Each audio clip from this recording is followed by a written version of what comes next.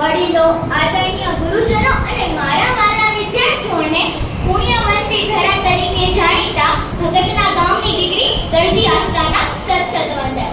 અને જેની માટે આ આયોજન થઈ રહ્યું છે એવા મારા નાના નાના ભૂલકાઓ પ્રવેશોત્સવ કરી રહ્યા છે. ત્યારે આજના આ શુભ દિવસે આપ સૌ સમક્ષ મારું વક્તવ્ય રજૂ કરીશ. સર્વે ભવન્તુ સુખિનઃ, સર્વે સંતુ નિરામયા, સર્વે ભદ્રાણિ પશ્યન્તુ, મા કશ્ચિદ દુઃખભાગ્ ભવેत्. ઓમ શાંતિ શાંતિ શાંતિ.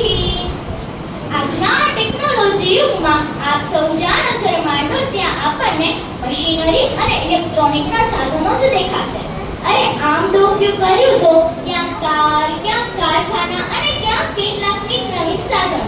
આ બધામાં મને તો પ્રશ્ન એમ થાય કે આ પર્યાવરણની સાથે હવે તાલમેલ કરવામાં આપણે નબળા તો નથી પડતા ને? શું તમને પણ આવો પ્રશ્ન થાય છે ખરો? જો થતો હોય તો મારો સીધો જવાબ એ છે કે આપણે આપણી સુખાકારી અને ભોગ વિલાસમાં આંધળા બની ગયા છીએ. આ વર્ષે આખા વિશ્વ પર અલિનીનો ઇફેક્ટ સર્જાયો છે.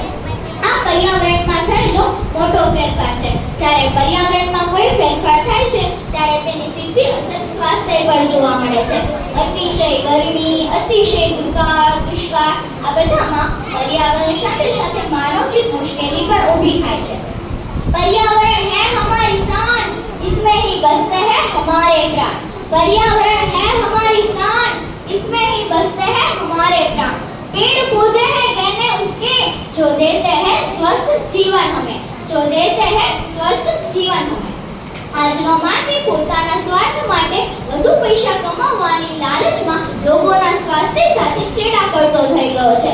આજે પર્યાવરણનું પ્રદૂષણ એટલું બધું વધી ગયું છે કે તેના કારણે માનવીય સ્વાસ્થ્ય જોખમાઈ ગયું છે.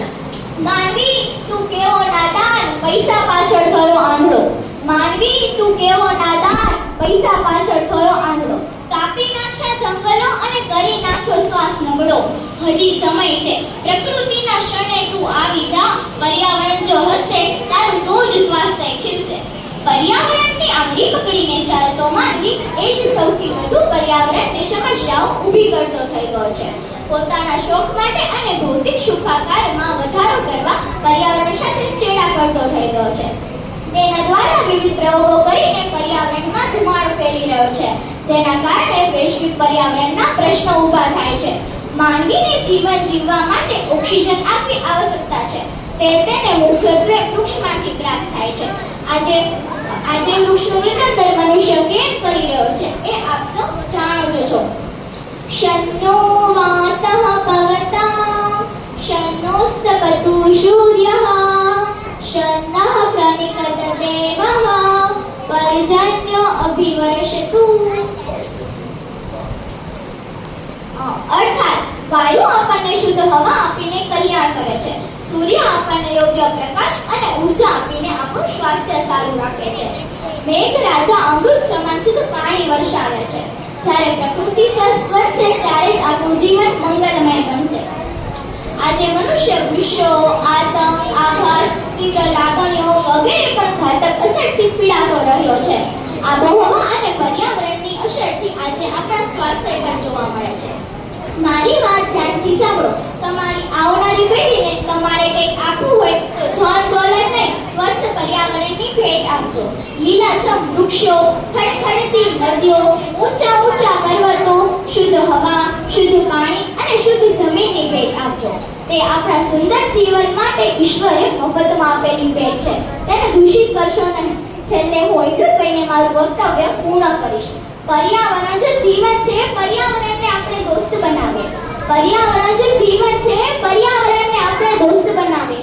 ચાલો સાથે મળીને સ્વાસ્થ્ય અને પર્યાવરણને બચાવીએ. ચાલો સાથે મળીને સ્વાસ્થ્ય અને પર્યાવરણને બચાવીએ. જય હિન્દ, જય ભારત.